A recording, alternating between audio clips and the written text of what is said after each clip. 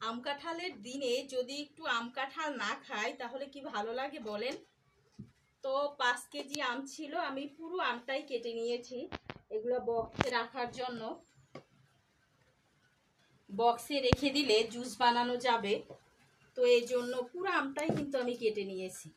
5 KG ছিল, তো 5 KG আমি কেটে নিয়েছি বক্সে রাখার জন্য। এই যে বিচিগুলো আলাদা করে রাখছি।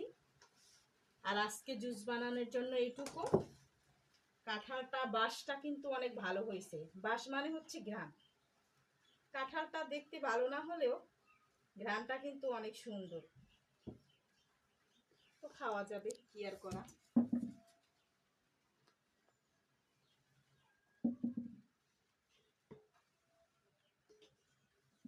পুরোটাই আমি এটা ফ্রিজে রেখে দেব।